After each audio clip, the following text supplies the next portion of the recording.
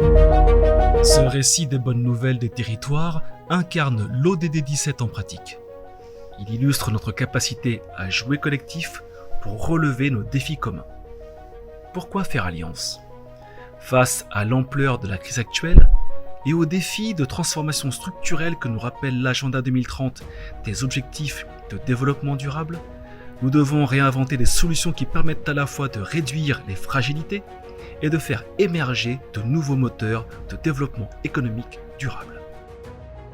En 15 ans, le mouvement de co-construction du bien commun a connu 3 phases.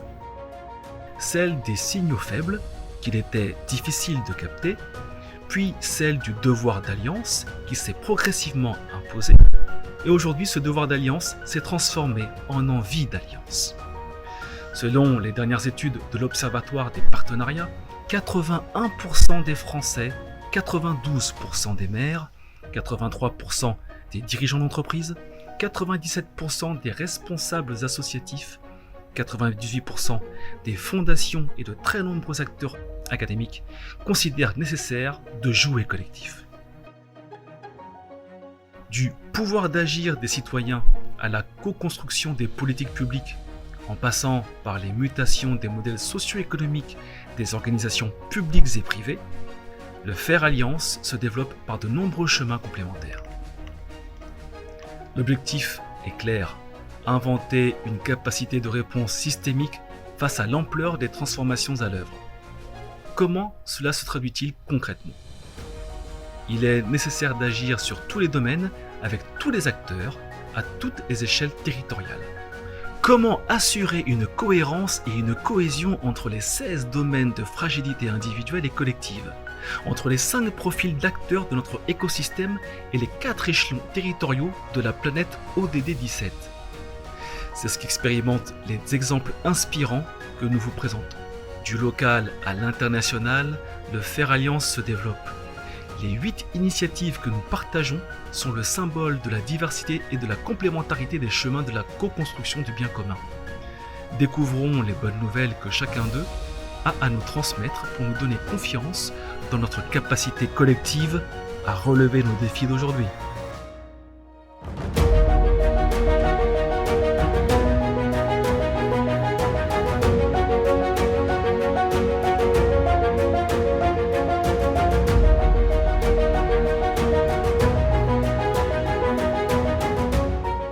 Bonjour, je m'appelle Christian Dodge, je suis le président de l'association citoyenne-citoyen de Paris 14 et je vais vous annoncer la bonne nouvelle pour notre territoire. Dans le 14e, lors de l'appel à contribution des citoyennes et citoyens de Paris pour la révision du PLU, des progrès significatifs ont été atteints dans la participation des citoyens. Ayant pris comme cas d'école la transformation du site de l'ancien hôpital de La Rochefoucauld, CC14 a stimulé par une campagne de sensibilisation et de mobilisation une participation de citoyennes et citoyens générant plus de propositions sur ce site que celles postées par tous leurs concitoyens parisiens sur les autres sites de la capitale. En conclusion, je dirais que 2 points sont fondamentaux pour nourrir l'objectif de promouvoir et développer des alliances traitant collectivement de la chose publique. La confiance, avec en conséquence, une force de mobilisation des différents acteurs, particulièrement celle des citoyens. Je vous remercie de votre attention.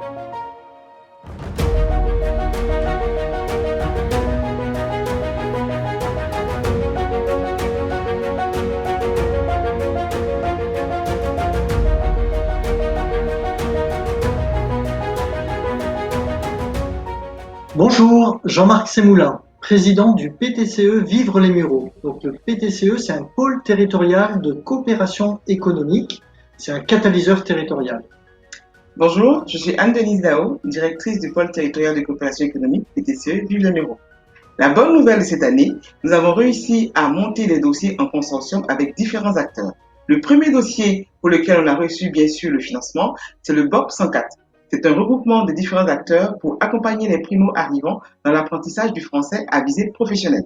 Le deuxième gros dossier qui a été répondu, c'est le 100% inclusion, un dossier multi-acteurs qui fait un chemin, en fait, un parcours d'insertion à travers le numérique, qui va du sourcing des personnes éloignées de l'emploi, très éloignées, jusqu'à un accompagnement des différents acteurs et jusqu'à la fin la création d'un nouvel emploi dans le numérique et le médical. Voilà. Et ce consortium a aussi bien la mairie dans les différents acteurs, des entreprises, des associations, des institutions aussi, comme la mission locale. Et donc c'est la diversité des acteurs qui a réussi et permis de répondre à cet appel à projet.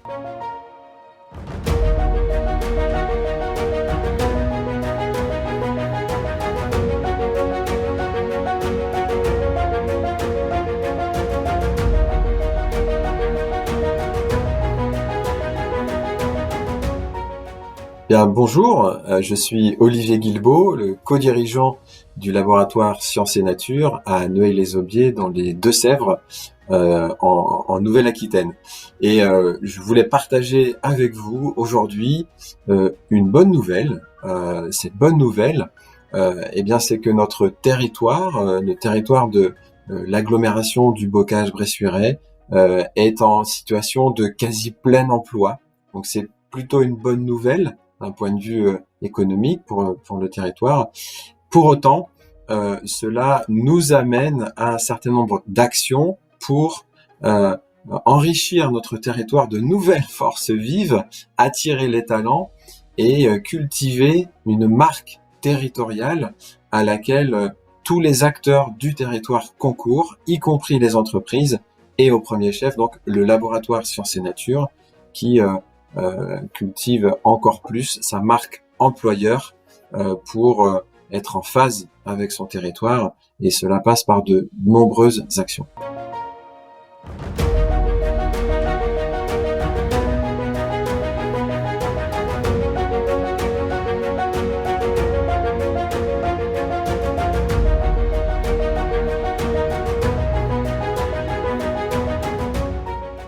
La Fondation de Lille mène depuis 2008 une action qui s'appelle les Bourses de l'Espoir, permettant de contribuer à l'égalité des chances par l'accès à la formation et à l'éducation. Cette action créée par Pierre Mauroy, le président fondateur, et 7 banques régionales concurrentes, répond à une problématique du territoire des Hauts-de-France concernant la précarité de beaucoup d'étudiants et la difficulté des jeunes à s'insérer dans la vie professionnelle. Chaque année, la Fondation de Lille permet d'apporter des aides financières coup de pouce à des étudiants méritants rencontrant des difficultés financières, à des personnes engagées dans une formation ou à des projets associatifs favorisant la réinsertion. Donc pour cela, la Fondation de Lille travaille de façon coordonnée avec l'ensemble des acteurs socio-éducatifs de la région. Et cette action est entièrement financée par du mécénat d'entreprises et des donateurs. Notons également le soutien de 4 collectivités territoriales qui financent partiellement le fonctionnement de la Fondation de Lille, lui permettant ainsi d'aller chercher des fonds privés. En 2021, cette action a été amplifiée dans le contexte de la crise sanitaire. Au total, depuis 2008, la Fondation de Lille a soutenu plus de 600 lauréats pour un montant d'environ 900 000 €.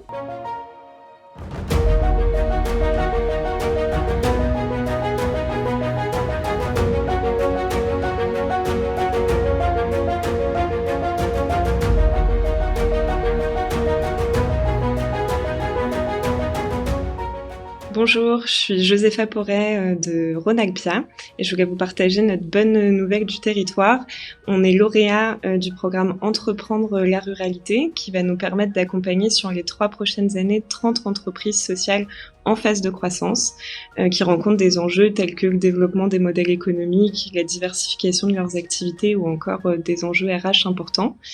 Cet accompagnement, on va le faire en coopération avec 5 territoires ruraux de la région Auvergne-Rhône-Alpes avec un enjeu de connecter les enjeux de développement de ces territoires aux enjeux de développement des entreprises sociales et en révéler des opportunités.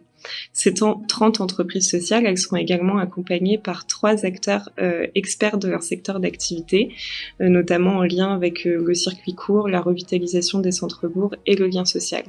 Rhône-Alpia, aujourd'hui, on se positionne comme catalyseur de ces expertises pour pouvoir développer des coopérations à la fois sectorielles et territoriales au service de nos entrepreneurs.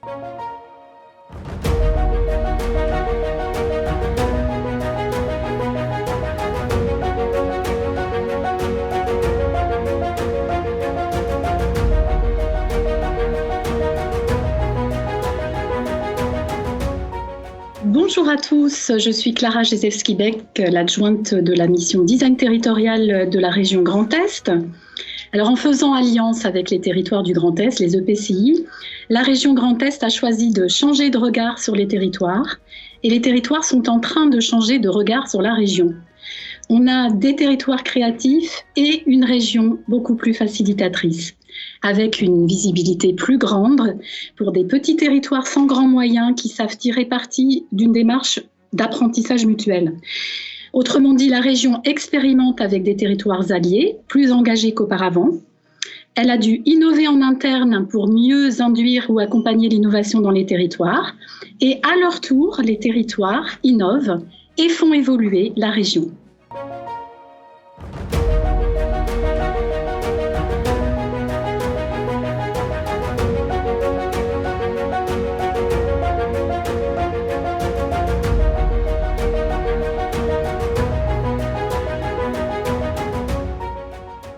Bonjour, Cécile Dublanche, directrice de Ville au Carré. La bonne nouvelle pour nous, c'est de savoir comment aider les habitantes des quartiers de la politique de la ville à prendre la parole. Nous avons publié une première revue en actes qui raconte l'expérimentation menée dans le quartier La Source à Orléans.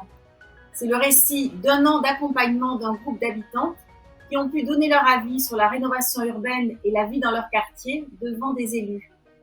Et puis nous avons publié une deuxième revue, un focus, qui détaille les résultats, la méthode et les outils utilisés avec tous nos conseils en prime.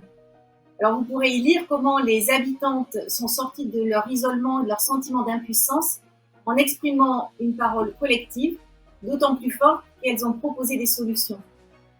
Voilà, j'ai voulu mener cette expérimentation pour proposer des méthodes et des outils qui soient duplicables dans d'autres quartiers.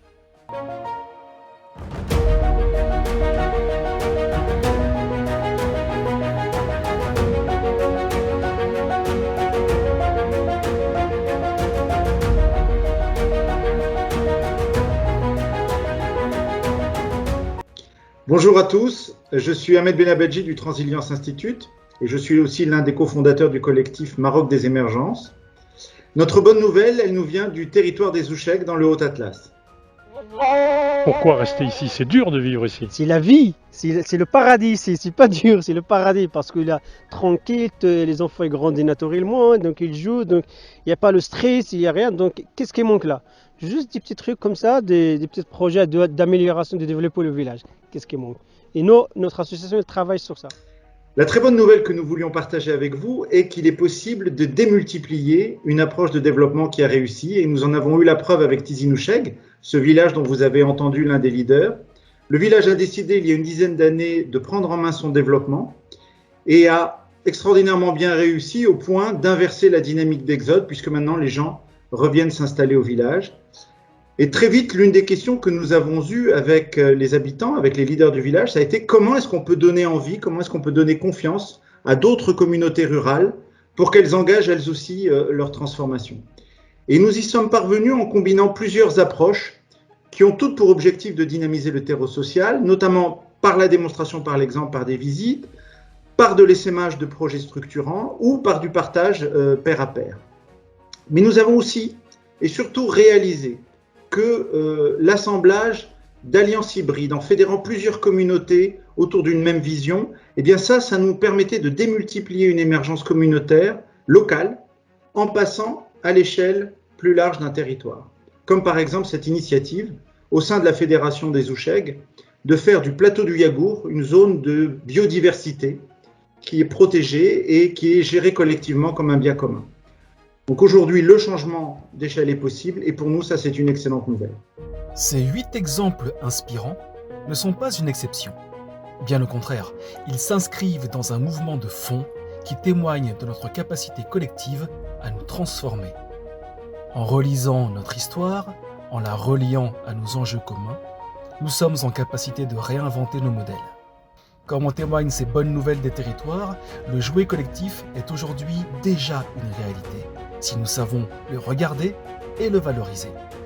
Acteurs publics, académiques, entreprises, associations, fondations, syndicats, citoyens, nous sommes tous concernés.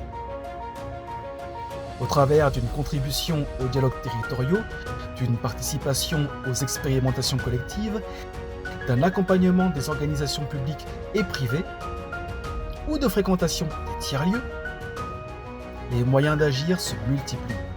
N'attendons plus, passons à l'action et témoignons ensemble que l'ODD 17 en pratique est déjà une réalité partout dans le monde.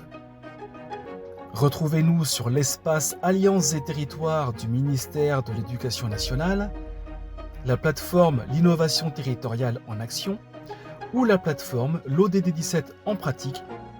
C'est à vous maintenant de choisir votre chemin.